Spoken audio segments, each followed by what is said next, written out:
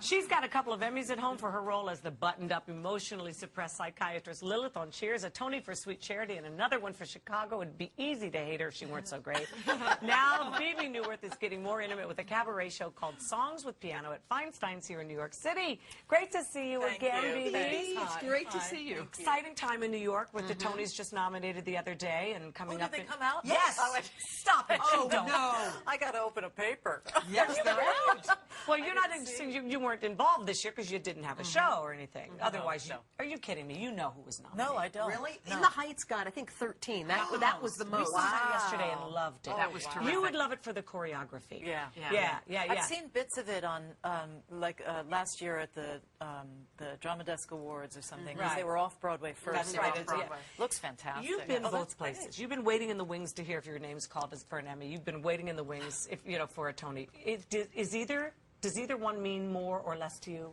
Yeah, my favorite thing is to give out awards. Actually, my favorite thing is to get one. And doggone it, before I die, I'm going to get one. I'll be very happy to give you No, one. sure. I'll just come over and visit you or Tony. No, because the theater gets into people's bones. Well, I've been on stage since I was 7 years old, and I've always felt a little bit safer out on stage than off stage. You like in real life? Yeah. How come? I'm a little bit awkward socially, and I'm just not really. Not a little nerdy. I don't know. It's that I know where I am, and I know what I'm doing, and I know who I am. And when I'm off stage, I don't know. It's just a little bit. But you obviously did many, many years in television and some years on stage. The stage is where your heart is? Yeah, because I'm a dancer first, and the best place to dance is on a stage live. It's a visceral experience, and for the audience, it's a very visceral experience. You know, when you watch people dance right there in front of you, it's very exciting. Yeah.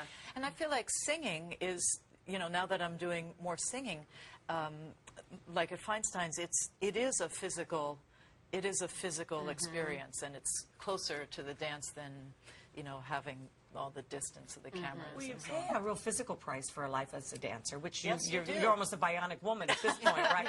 But you pay an emotional price for opening yourself up as a singer of lyrics. And has that been a harder thing for you to?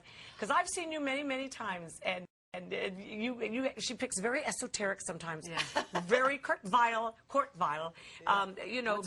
What does that mean? Strange man. I'm just translating for people No, at home. it's interesting. A lot of people think of Kurt Weill music as being very dark and angular and German and so on. I find it some of the most romantic, beautiful music that he's written. And I do have a lot of Kurt Weill songs in this new show, Stories with Piano, but some of them are very funny. He wrote a song that I sing that he wrote with Ogden Nash. Who was pretty funny he guy. wrote with Langston Hughes. He wrote with beautiful lyricists, and We talked about the wear and tear on your body, and I'm interested in this part. You actually had your hip replaced. I have titanium. You do? steel How does in that this one. feel? That hip? Feels pretty good. Does it? Can you dance and move it around? I And can. do you notice a difference? Very nice Only start. when she's going through security. Yeah, security, female assist. Is there a big scar there? Yeah. So you're I'll not going to be show able to it wear to your you thong this summer.